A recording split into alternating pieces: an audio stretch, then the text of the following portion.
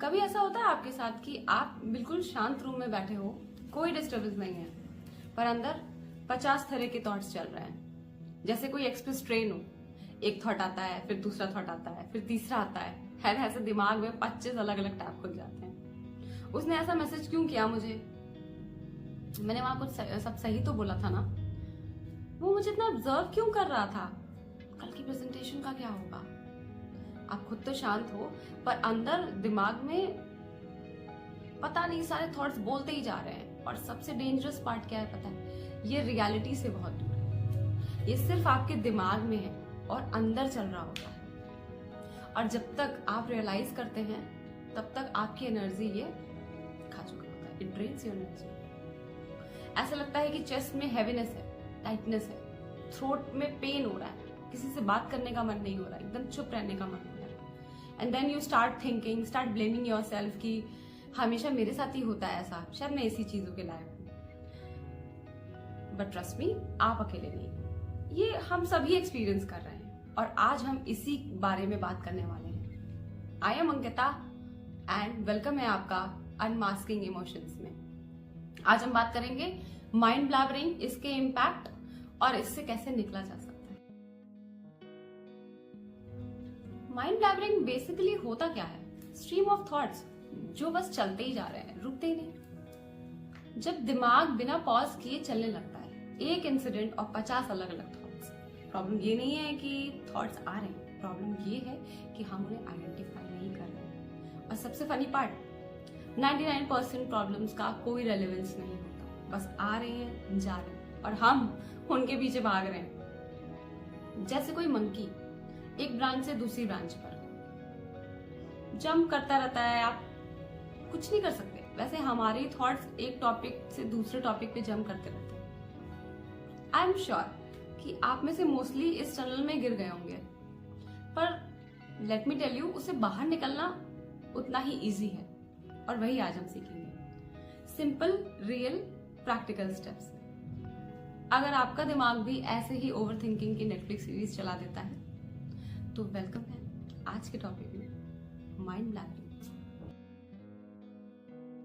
Mind blabbering actually सिर्फ thoughts नहीं होता, इसका असर बॉडी पे भी होता है, रिलेशनशिप पे भी होता है, इमोशंस पे भी होता है। एक कांस्टेंट chaos की फीलिंग रहती है, नेगेटिव सेल्फ इमेज बन जाती है। कभी आपने नोटिस किया है कि आप दूसरों की बातों को बहुत पर्सनली लेने लगते हैं, फिर हर चीज पे अपना इमोशनल रिएक्शन देना, गिल्ट ट्रिप पे भेजना, साइलेंस ट्रीटमेंट देना। ओवर थिंकिंग का लोड सिर्फ आप झेल रहे हैं, बाकी दुनिया रिलैक्स्ड चिल है। हम कॉन्वर्सेशन अवॉइड करना स्टार्ट कर देते हैं, छोटे छोटे डिसीजंस नहीं ले पाते। और सबसे common, over thinking is killing relationships खराब कर दे रही है वो। हम ह्यूमंस एक कॉमन चीज शेयर करते हैं, everybody wants to win every argument, every story, every scenario. आप अपनी इमेजिनरी स्टोरी अपने दिमाग में बना लेते हो, फिर अपने लिए वकील बन जाते हो, खुद से लड़ते हो और अपने लिए ही जज बन जाते हो। और फिर सोचते हो नेक्स्ट टाइम तो मैं ही जीतूंगा, मैं ऐसे बोल दूंगा, मैं ये कर दूंगा। एंड सामने वाला वो भी वही कर रहा है, वो भी यही सोच रहा है, वो भी सेम ही कर रहा है। हम सबको ही लगता है कि हम सोच रहे हैं, रियली हम सिर्फ रिएक्ट कर रहे हैं। ओवर थिंकिंग का बिगेस्ट सीक्रेट पता है आपको? Mind hates silence. आप कभी नोटिस करना, शावर लेते वक्त, ड्राइव करते वक्त, शॉपिंग करते वक्त, खाना खाते वक्त, रैंडम पास्ट मेमोरीज दिमाग एक्सेस करता है, हमें उसमें भेजता है, फिर हम अटैकिंग मोड में चले जाते हैं। हमारी बॉडी चिल्ला चिल्ला के रेस्ट मांग रही होती है, पर हमारा दिमाग उसको रेस्ट नहीं करना, वो तो बस ये सोचता रहता है कि कहीं कोई डेंजर मिस ना हो जाए। इसीलिए माइंड ब्लैबरिंग एक डिफेंस मैकेनिज्म बन के रह गया। प्रॉब्लम ये है कि ये सिस्टम कभी ऑफ नहीं होता। Over thinking actually story teller होता है और सबसे वर्स्ट वाली स्टोरी बताता है। हाँ, पर हमें ये याद रखना चाहिए कि वो एक नरेटर है, वो एक ट्रुथ टेलर नहीं है। जब भी आप अपने आप को ओवर थिंकिंग करते हुए पाओ, just go back and search for that first thought, जहां से ये सब शुरू हुआ था। ऐसा क्या किया था आपने, ऐसा क्या देखा था आपने जिसकी वजह से सारे थॉट्स आने लगेगी। One by one. एटलीस्ट इसके थ्रू आप अवेयर हो जाओगे कि आप ऐसा क्या कर रहे थे कि वहां तक पहुंच गए। इससे आप और उस रॉन्ग थॉट्स की टनल में नहीं गिरोगे एंड पीछे जाने की वजह से आप अपने बेसलेस थॉट का पैटर्न तोड़ोगे। And trust me, it works. हाँ, हो सकता है शुरू शुरू में नहीं होगा, फर्स्ट थॉट को ढूंढने में टाइम लग सकता है, बट एटलीस्ट अब आप उस गलत रास्ते में अंधा तो नहीं जा रहे हो। This helps. करके देखना। I have also tried many times.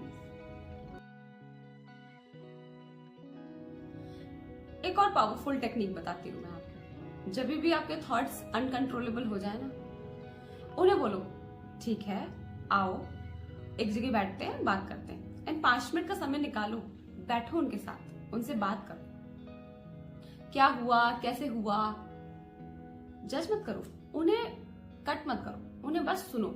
सारी कंफ्यूजन्स वहां जो भी है आपके दिमाग में आउट लाउड बोलो। सिनेरियो ए, सिनेरियो बी दोनों इमेजिन करो कि क्या हुआ होगा। 90% क्लैरिटी वहीं से मिल जाती है। आप अपने रूटीन में सिर्फ एक सेल्फ टॉक का टाइम इंक्लूड करो, या तो सुबह या शाम में 2-3 मिनट का। ऐसे अपने हैबिट में लेके आओ, इट इज सफिशिएंट। फिर आप देखेंगे कि आपके थॉट्स अलाइन होने लगे हैं। अब आपके थॉट्स भी आपको समझने लगे हैं।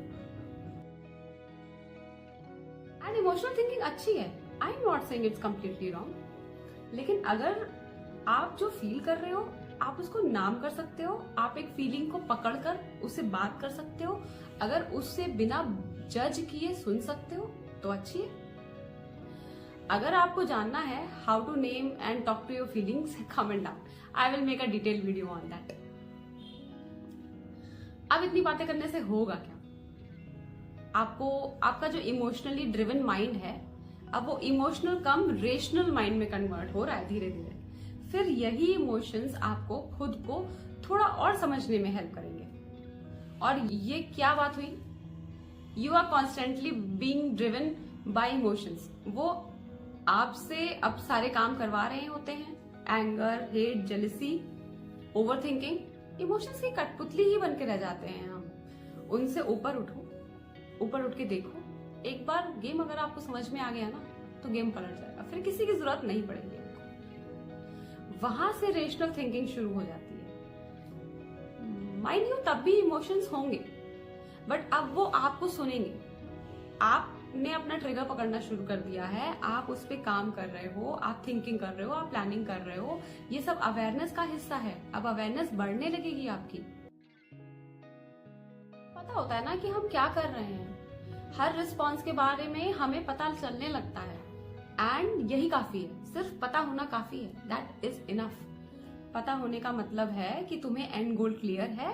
अब तुम्हें पता है कि भाई अंदर कुछ चल रहा है जो कि सही नहीं है, अब मुझे उसमें फंसना नहीं है, अब मैं उसे कैलिब्रेट करूंगा।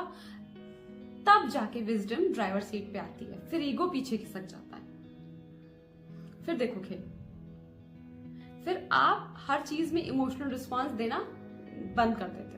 और इसका बिगर स्टेप क्या होता है, इसका बिगर कॉन्सिक्वेंस क्या होगा?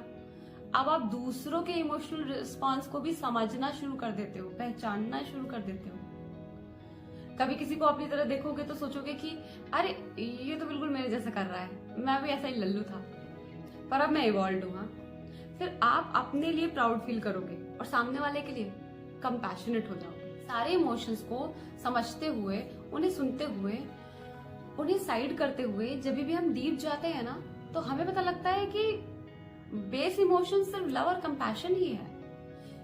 यही एक कोर इमोशन है जो हम सब ह्यूमन बीइंग में है। बस हमने इनको इतना इग्नोर कर दिया है कि अब उस बेस इमोशन ने मॉन्स्टर का रूप ले लिया है। अब वो आपको दौड़ा रहा है, आपका टेंशन मांग रहा है। जैसे उस मूवी में मोआना, कमेंट डाउन जिसने ये मूवी देखी है, और उस मॉन्स्टर का नाम भी कमेंट करना अगर याद हो।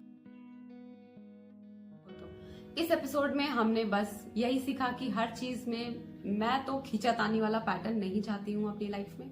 I don't want that tug of war with my own emotions, कि हाँ भाई उसने ऐसा किया था, अब तो मैं बताऊंगी, बेटा तुम आना, और या तो मैं रोने ही लगूंगी, अपने आप को कमरे में बंद कर लूंगी और फिर सामान फेंकूंगी। क्यों क्यों भाई, एनर्जी लिमिटेड है ना। और इतना रोज नीचे गिरना, हर दिन खुद को खुद से ऊपर उठाना बिकॉज कोई और बिल्कुल नहीं आ रहा है, हाँ, बहुत एनर्जी लगती है। क्यों हर दिन ये टॉर्चर करूं मैं अपने आप को, क्यों हर दिन मैं अपने इमोशंस को ब्लेम करूं, जब बैठ के थोड़ा सुनकर थोड़ा बात करके काम बन जा रहा है। Why to choose the highway, आराम से चलो यार, तुम्हारी लाइफ है, तुम्हारी जर्नी है, रास्ता देख लो, सनराइज हो रहा है, सनसेट हो रहा है, ठंडी हवा चल रही है। कोरोना जब आया था तब भी प्रॉब्लम्स थी, पर तब भी कहीं ना कहीं ग्रोथ हो रही थी, नेचुरल चीजें बहुत अच्छी हो रही थी। जब भी कुछ खराब होता है तो कुछ अच्छा जरूर होता है, हम बस देख नहीं पाते। तो ठीक है, let's start with a better perspective. And हमेशा बात बन जाती है, ट्रस्ट मी, जब आप अपना पर्सपेक्टिव बदलते हैं तो बात बन जाती है। And let me know in the comments problems कहाँ कहाँ आती है। I will definitely take that problem in my video और फिर फर्दर हम उस पर बात करेंगे। 3 दिन करिए, रिजल्ट्स दिखने लगेंगे आपको, और आप अपने एफर्ट्स की तरफ भी थोड़ा सा ग्रैटिट्यूड रखिएगा बिकॉज कोई करता नहीं है इतना, हाँ, जितना आप करने वाले हैं। So keep it up, PAT your back. थोड़ा बहुत रिलेटेबल लगे आपको तो give it a thumbs up. And कोई ऐसा दोस्त हो जिसके लिए आपको लगता है कि बहुत ओवर थिंकिंग करता है यार ये, और आप कंपैशनेट हो उसकी तरफ, आप हेल्प करना चाहते हो, तो उसको ये वीडियो जरूर भेजिएगा so that you can show your love towards him, be a support system in his life. They will love you for that. See you in my next video. Till then, bye. और हाँ, welcome home.